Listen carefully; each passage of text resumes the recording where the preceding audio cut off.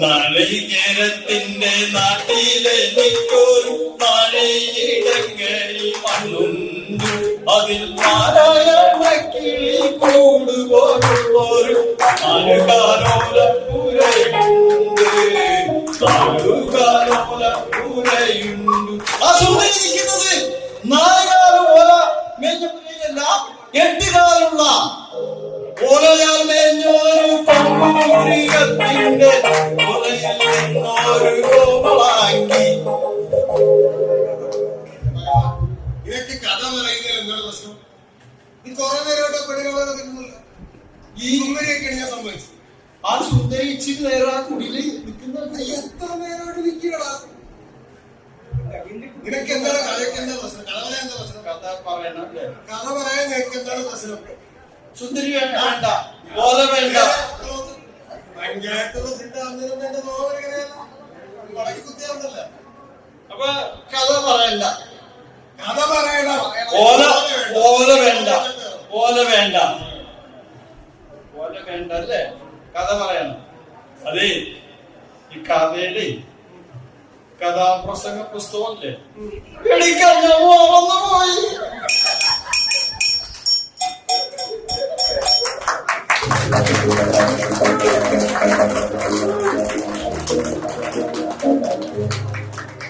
പ്രിയപ്പെട്ട നാട്ടുകാരെ, എനിക്കൊരു അബദ്ധം പറ്റിയതാണ്. ഇവന് കഥ പറയാമെന്നൊക്കെ പറഞ്ഞ് എന്റെ വീട്ടിൽ വന്ന് കാല് പിടിച്ച് ഒരാഴ്ച അപേക്ഷിച്ചപ്പോഴാണ് ഞാൻ ഈ സ്റ്റേജ് കൊടുത്തത്. നിങ്ങളെല്ലാവരും ഒന്ന് ക്ഷമിക്കുക. എന്നിരുന്നാൽ പോലും നമ്മുടെ നാടിന്റെ പൊന്നോമന പുത്രനായ ഇനിയൊരു കാതിയൻ ഇതിന്റെ ഇടയിൽ എവിടെ ഇരിപ്പുണ്ട് എന്ന് പഞ്ചായത്ത് പ്രസിഡന്റ്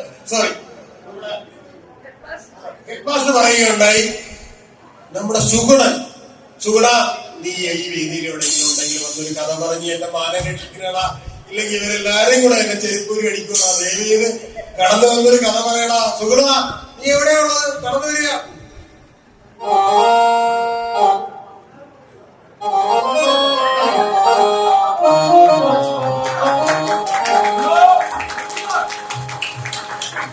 നമ്മുടെ കൊല്ലവരപുത്രനായ സുഗുണൻ കടന്നു വന്നിരിക്കുകയാണ്. അപ്പോൾ സുഗുണനും സാറിന്റെ ഒരു ശിഷ്യനാണ്. വളരെയേറെ സുപ്രസിദ്ധനായ ഒരു കാതികനാണ്. അപ്പൊ സാറിന് സുഗുണനെ കുറിച്ച് 2 വാക്ക് പറയാൻ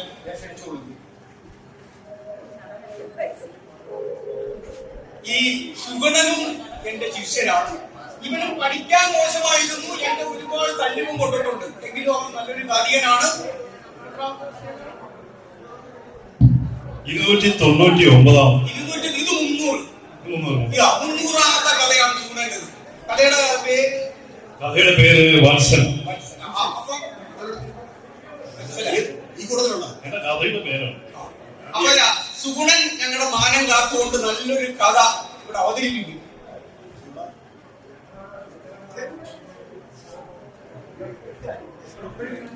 ഒരു ജുബയും കുറച്ച് മാലയും ഇട്ട് കഥ പറയാമെന്ന് ചില എംബോക്കികൾ വിചാരിക്കണം.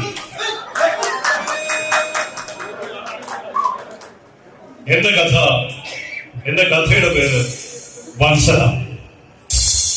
അന്ന് അങ്ങ് കാണുന്ന ആ മലച്ചെരുവിന്റെ താഴ്വരയിൽ ഒരു ചെറിയ ഓടിട്ട വീട്. ആ വീടിന്റെ മുൻപിൽ എന്റെ കഥ പാത്രം നിൽക്കുകയാണ്, വത്സരം നിൽക്കുകയാണ്. അവളങ്ങനെ ശോകമുഖമായി വിവശയായി അന്ധമുഖിയായി അങ്ങനെ നിൽക്കുകയാണ്. അവളുടെ പേരാണ് വത്സല. കഥ അങ്ങ് ആ താഴ്വരയിൽ ആ ചെറുകുടിലിന്റെ മുറ്റത്ത് അങ്ങനെയും ചില പക്ഷികൾ ചിലയ്ക്കുന്നു. അവൾ ആ കുടിലിന്റെ മുന്നിൽ നിന്ന് അങ്ങനെ ദൂരേക്ക് നോക്കി നിൽക്കുകയാണ്. വേദന തിങ്ങും സമൂഹത്തിൽ നിന്നു ഞാൻ വേരോടെ മാന്തി പറിച്ചതാണി കഥ. വേദന തിങ്ങും സമൂഹത്തിൽ നിന്നു ഞാൻ വേരോടെ മാന്തി പറിച്ചതാണി കഥ. അല്ലാതെ ഞാൻ രാവിലെ എഴുന്നേറ്റ് കുളിച്ചൊരുങ്ങി കാപ്പി കുടിക്കുമ്പോൾ ഭാര്യ ചോദിച്ചു, നിങ്ങൾ എവിടെ പോവുകയാണ് എന്ന് പറഞ്ഞ് ഇതിരിക്കട്ടെ ഈ കഥ എന്ന് പറഞ്ഞു തന്ന കഥ എന്നത്. വേദന തിങ്ങും സമൂഹത്തിൽ നിന്നു ഞാൻ വേരോടെ മാന്തി പറിച്ചതാണ് കഥ. നിങ്ങൾ വിചാരിക്കും ഞാൻ ഇത് രാവിലെ എഴുന്നേറ്റപ്പോൾ അമ്മ ഒരു കാപ്പിയുമായി വന്ന് നീ മോനെ നീ എവിടെ പോകുന്നു എന്ന് ചോദിച്ചപ്പോൾ അമ്മ പറഞ്ഞു ദേ ഇരിക്കട്ടെ ഈ കഥ എന്ന് പറഞ്ഞ് തന്നതല്ല. വേദന തിങ്ങും സമൂഹത്തിൽ നിന്നു ഞാൻ പേരോടെ മാന്തി പറിച്ചതാണ് ഈ കഥ. നിങ്ങൾ വിചാരിക്കും ഞാൻ ഒരു അതായത് ഞാനും കൊല്ലം ബാബുവൊക്കെ ഈ കഥാപ്രസംഗ കഥ വളരെ കാലങ്ങളായിട്ട് പഠിച്ച് ഇവിടെ അവതരിപ്പിച്ച് നല്ല സുന്ദരമാക്കിയെടുത്ത കഥയാണ്. ആ കഥ തന്നെയാണ് എന്നെ പോലെ ഒരാൾ ഇവിടെ പറയുന്നത്. ആ കഥ ഞാൻ വെറുതെ ഉണ്ടായതല്ല. വേദന തിങ്ങും സമൂഹത്തിൽ നിന്നു ഞാൻ വേരോടെ മാന്തി പറിച്ചതാണ് കഥ. നിങ്ങൾ വിചാരിക്കും ഇത് അല്ലാതെ എവിടുന്നോ കൊണ്ടുവന്ന കഥയാണെന്ന്. അല്ലല്ല, ഇത് നമ്മൾ ഈ സമൂഹത്തിന്റെ മുന്നിൽ നിന്ന് മാത്രം തപ്പിയെടുത്ത് അവരുടെ ജീവിത കഥ ആവിഷ്കരിച്ചെടുത്താണ് ഈ കഥ, നമ്മുടെ മനസ്സിലുള്ള കഥ. വേദന തിങ്ങും സമൂഹത്തിൽ നിന്നു ഞാൻ വേരോടെ മാന്തി പറിച്ചതാണ് കഥ. നിനക്ക് ഇത്രമാത്രം വേദന എവിടെയാണ്? കുറെ നേരമായിട്ടുള്ള നീ മാന്തി പറിക്കാൻ തുടങ്ങിയത്. മാന്തി പറിച്ചത് മതി. കഥ പറയണ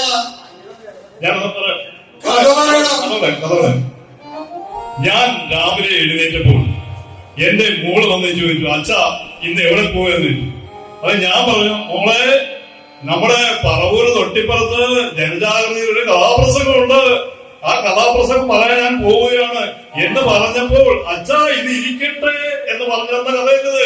വേദനത്തിങ്ങും സമൂഹത്തിൽ നിന്നു ഞാൻ വേരോടെ മാന്തി പറിച്ചതാണ്.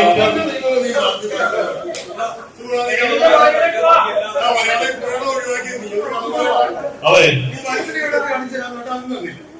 ഒരു കാര്യം ഞാൻ കഥാപ്രസംഗം പറയുന്നു.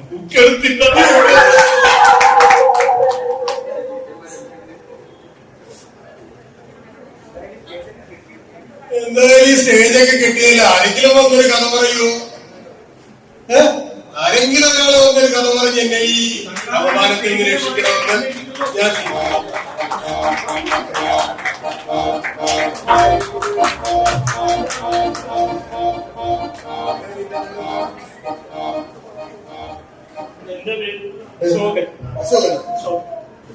ഇവര് രണ്ടുപേരും കൂടെ ചേർന്ന് എന്നെ ഒരു പരുവത്തിലാക്കിയിട്ടുണ്ട്. നീ ഏത് പരുവത്തിലാക്കാനോ നിന്റെ കഥയുടെ പേര് ദുരാഗ്രഹം. അപ്പൊ നമുക്ക് ഈ കഥ കേൾക്കാം അല്ലേ? നല്ല കഥയായിരിക്കും പ്രതീക്ഷിക്കാം അല്ലേ? രണ്ടുപേരും സ്ഥലം വിട്ടു. ആ കൊടുത്ത അഡ്വാൻസ് ഒക്കെ തിരിച്ചു മേടിച്ചു. സഹൃദയ കലാസ്നേഹികൾക്ക് ഈ തണൽ മരത്തിലേക്ക് സ്വാഗതം. ഞാനിവിടെ പറയാൻ പോകുന്ന കഥയുടെ പേര് ദുരാഗ്രഹം. കഥികനല്ല കലാകാരനല്ല ഞാൻ, കഥ ചൊല്ലുവാനായി പഠിച്ചിട്ടുമില്ല ഞാൻ. കഥികനല്ല കലാകാരനല്ല ഞാൻ, കഥ ചൊല്ലുവാനായി പഠിച്ചിട്ടുമില്ല ഞാൻ. ശ്യാമശിവനെ പോലെയോ ഇടാമംഗല സദാനന്ദനെ പോലെയോ സീന പള്ളിക്കരയെ പോലെയോ ആര്യാട് ഗോപിയെ പോലെയോ കഥ പറയാനൊന്നും ഞാൻ പഠിച്ചിട്ടില്ല. എങ്കിലും എന്റെ അറിവിൽ വെച്ച് ഒരു കഥ അവതരിപ്പിക്കുകയാണ്. ഇതിൽ എന്തെങ്കിലും തെറ്റുകുറ്റങ്ങൾ സംഭവിച്ചാൽ നിങ്ങൾ ക്ഷമിക്കുമെന്ന് വിശ്വസിച്ചുകൊണ്ട് ഞാൻ എന്റെ കഥ ആരംഭിക്കുന്നു. കഥകൾ പലവിധം ഉലകിൻ സുലഭം, കഥ പറയുന്നവർ അതിലും സുലഭം. കഥകൾ പലവിധം ഉലകിൻ സുലഭം, കഥ പറയുന്നവർ അതിലും സുലഭം. വീരകഥകൾ, പുരാണ കഥകൾ, കെട്ടുകഥകൾ എന്നിങ്ങനെ പലതരത്തിലുള്ള കഥകളുണ്ട്. നമ്മുടെ വി സാംബശിവന്റെ ഒതല്ലോ മേലോട്ട് നോക്കിയിട്ട് മാനം, താഴോട്ട് നോക്കിയിട്ട് ഭൂമി, എങ്ങോട്ടെന്നറിയില്ല എവിടേക്കെന്നറിയില്ല. സീന പള്ളിക്കരയുടെ ഗുരുദേവൻ ഒരു ജാതി, ഒരു മതം, ഒരു ദൈവം മനുഷ്യന്. വീട് രാജപ്പന്റെ ചികയുന്ന സുന്ദരി, ചികയാൻ ഞങ്ങൾക്കു മനസ്സില്ല, പൂവാൻ ഞങ്ങൾക്കു മനസ്സില്ല, മുതലാളികളുടെ കൂട്ടിൽ കയറി മുട്ടയിടാനും മനസ്സില്ല, ഇനി മുട്ടയിടാനും മനസ്സില്ല. ഇങ്ങനത്തെ ഒത്തിരി കഥകൾ കേട്ട് തണുപ്പിച്ച് നിങ്ങളുടെ മുന്നിൽ ഞാനൊരു ചെറിയ കഥ അവതരിപ്പിക്കുകയാണ്. മുത്തശ്ശി പണ്ടു പറഞ്ഞ കഥ ഇത്, മുത്തശ്ശി പണ്ടു പറഞ്ഞ കഥ ഇത്, മുത്തശ്ശി പണ്ടു പറഞ്ഞ കഥ. അതെ, എന്റെ മുത്തശ്ശി എനിക്ക് കുട്ടിക്കാലത്ത് പറഞ്ഞു തന്ന് താരാട്ട് പാടി ഉറക്കുകയും നല്ല കഥകൾ പറഞ്ഞ് കേൾപ്പിക്കുകയും ചെയ്തിട്ടുള്ള ആ ഒരു ഓർമ്മയിൽ നിന്നുള്ള കഥയാണ്. അതാ അങ്ങനെ ഒരു കൊച്ചുകുടി. ആ കുടിലിൽ ഒരു അപ്പൂപ്പനും അമ്മൂമ്മയും പാർക്കുന്നുണ്ട്. ആ വീടിന്റെ മുറ്റത്ത് വളർന്നു പന്തലിച്ചു നിൽക്കുന്ന ഒരു പ്ലാവ്.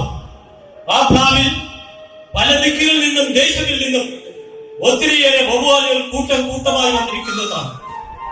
ഇങ്ങനെ ദിവസം തോറും വവ്വാലുകൾ കൂട്ടമായി വന്നിരിക്കുന്നത് കാണുമ്പോൾ അമ്മൂമ്മയുടെ മനസ്സിലൊരു ആഗ്രഹം, ഇതിൽ നിന്നൊരു വവ്വാലിനെ പിടിച്ച് ഇതിന്റെ മാംസം ഭക്ഷിക്കണം. ഈ ആഗ്രഹം അമ്മൂമ്മ തന്നെ അപ്പൂപ്പനെ അറിയിച്ചു. അങ്ങനെയാണ് ഭാര്യയ്ക്ക് ഒരു ആഗ്രഹം വന്നാൽ ഒരു സാരി മേടിക്കണമെന്ന് പറഞ്ഞാൽ ഉടനെ ഭർത്താവിനോട് പറഞ്ഞാൽ സാരി ഒന്ന് മേടിച്ചാൽ കൊള്ളാമായിരുന്നു എന്ന് പറഞ്ഞതുപോലെയാണ് അപ്പൂപ്പൻ അമ്മൂമ്മ വന്ന് അപ്പൂപ്പന്റെ അടുക്കൽ കാര്യം പറയുകയാണ്. അമ്മൂമ്മയുടെ ഏത് ആഗ്രഹം സാധിച്ചു കൊടുക്കാൻ അപ്പൂപ്പൻ നിർബന്ധമായിരുന്നു. കാരണം അമ്മൂമ്മയ്ക്ക് അപ്പൂപ്പൻ ദേവനാണ്, അമ്മൂമ്മയ്ക്ക് അപ്പൂപ്പൻ ജീവനാണ്, അമ്മൂമ്മയ്ക്ക് അപ്പൂപ്പൻ ദേവനാണ്, അമ്മൂമ്മയ്ക്ക് അപ്പൂപ്പൻ ജീവനാണ് എന്നതാൽ തന്റെ അപ്പൂപ്പനെ അമ്മൂമ്മ ദേവനെ പോലെയാണ് കണ്ടത്. അങ്ങനെ ഒരു ദിവസം തട്ടുടുത്തപ്പൂപ്പൻ സന്ധ്യ കഴിഞ്ഞപ്പോൾ തപ്പി പിടിച്ചങ്ങു പ്ലാവിലേറി, തട്ടുടുത്തപ്പൂപ്പൻ സന്ധ്യ കഴിഞ്ഞപ്പോൾ തപ്പി പിടിച്ചങ്ങു പ്ലാവിലേറി. എന്നാൽ ഭാര്യയ്ക്കു വവ്വാലിൻ മാംസം നൽകിടുവാൻ ഭർത്താവു പ്ലാവിലേറി, ഭാര്യയ്ക്കു വവ്വാലിൻ മാംസം നൽകിടുവാൻ വൃദ്ധനാം ഭർത്താവു പ്ലാവിലേറി. ഒരു സായം സന്ധ്യ സമയത്ത് അപ്പൂപ്പൻ വലിച്ച് പ്ലാവിലേക്ക് വവ്വാലിൽ വന്നു ചാകാതെ താഴേക്ക് വിടുമോ എന്ന് കരുതി ഒരു വവ്വാൽ പോലും ചാകാതെ ഇവിടുന്ന് പറന്നു പോകാൻ പാടില്ല. അതുകൊണ്ട് താഴെ വീട് വവ്വാലുകളെല്ലാം അടിച്ചു കൊല്ലേണ്ടത് ആവശ്യമാണെന്ന് കരുതി അമ്മൂമ്മ ഒരു വലിയ വിവേകമായി താഴ്ത്ത് കാത്തുന്നു. നിർഭാഗ്യവശാൽ അപ്പൂപ്പൻ കറിയ മരത്തിന്റെ കമ്പൊടിഞ്ഞു, അപ്പൂപ്പൻ തറയിൽ വീണു. വവ്വാലുകൾ കൂട്ടമായി വീഴുകയാണെന്ന് കരുതി അമ്മൂമ്മ നിന്നാടി തുടങ്ങി, അമ്മൂമ്മ നിന്നാടി തുടങ്ങി, അമ്മൂമ്മ നിന്നാടി തുടങ്ങി. പാവ അപ്പൂപ്പൻ അമ്മൂമ്മയുടെ അടിയിട്ട് പിടഞ്ഞു മരിച്ചു. തന്റെ ഇറച്ചി കൊതിയാണ് അപ്പൂപ്പന് മരണത്തിനിടയാക്കിയെന്ന് അറിഞ്ഞ അമ്മൂമ്മ തേങ്ങി കരഞ്ഞു. കൊതിക്കു പദം വേണം, മനുഷ്യത്തിനു ക്ഷമ വേണം, നിങ്ങളത്തിന് നിമയും സരസത്തിനു ധാരാളം.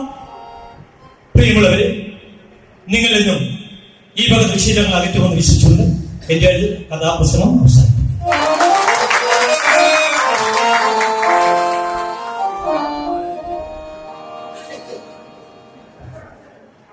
എന്തായാലും മനോഹരമായ ഒരു കഥ അവതരിപ്പിച്ച നമ്മുടെ കാതികൻ അശോകിന് ഒരു പൊന്നാട സമർപ്പിക്കാനായിട്ട് നമ്മുടെ സ്കൂൾ ഹെഡ് മാസ്റ്ററിനെ ക്ഷണിച്ചു.